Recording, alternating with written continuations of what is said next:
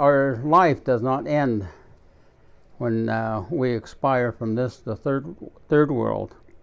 It continues on.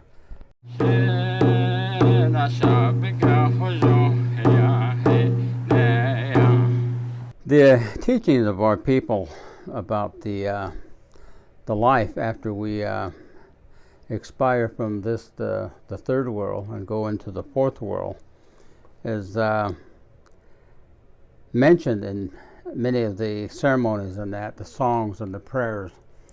And when you are familiar with the ceremonies, like for example the Hojong or the Beauty Way, there's the prayer that just simply says, that the let there be joy, happiness, confidence, and peace before me.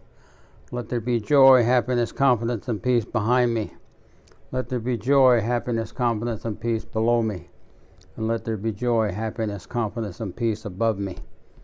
And so it is that when you make your determination that you're going to travel on this yellow corn pollen path, and that you understand that this is the yellow world, and so you make your promises in your prayer that you're going to maintain your journey on that yellow corn pollen path.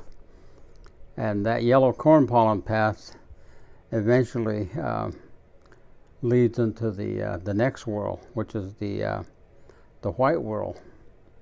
And it is said, when they refer to it in the songs and the prayers, they say sa sa anare bikahojo. That means beyond old age there is joy, happiness, confidence, and peace.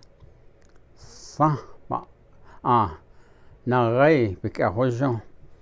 So it is that our life does not end when we expire from this, the third world. It continues on.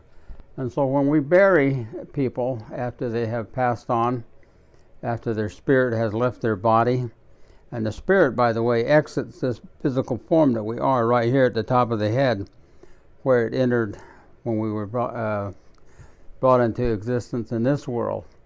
And so as our life ends and expires in this, the third world, the spirit will exit at the top of the head, where the spiral is as well, as we journey into the next world.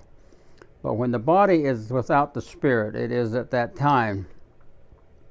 The preparations were simple. If a person died inside the hogan, they would make that hogan the official tomb of the one that passed away inside of that hogan. And they would refer to it as hok egan. And that means there is no living being there, but there is the remains of someone.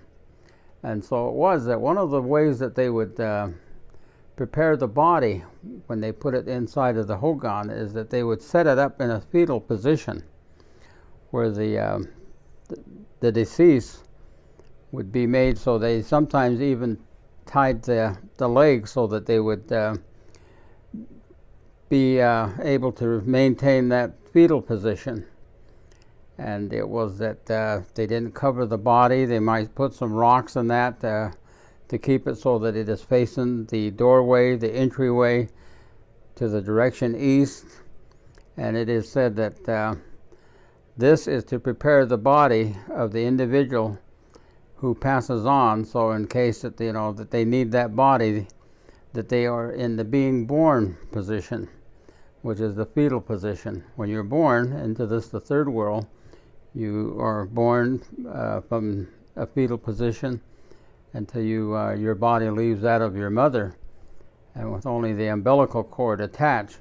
So it is that when the burial was done among our people, that's how it was performed. And so many times when the old people would refer to their departed fathers or mothers or grandparents and other relatives, they would say Aja Ncheyeshjol, which means that is where your grandfather or your grandmother is sitting in a fetal position. Just Jol. That's how they would say it. But the other way is just to lay out the body out in the open and to stack rocks on it, either in that fetal position and to have it facing the direction east. And then you would put rocks all over the body and pack the rocks from the outside, and that would be the original way to bury people.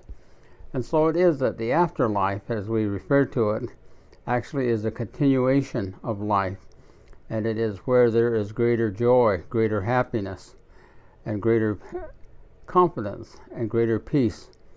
So it is so much better there than in many ways what it is here. So when we refer to it in the Beauty Way ceremony, we refer to the prayer that is made: let there be joy, happiness, confidence, and peace before me, behind me, below me, and above me. And it is that my existence, even after old life, will be filled with joy, happiness, confidence, and peace. And that's what we are told.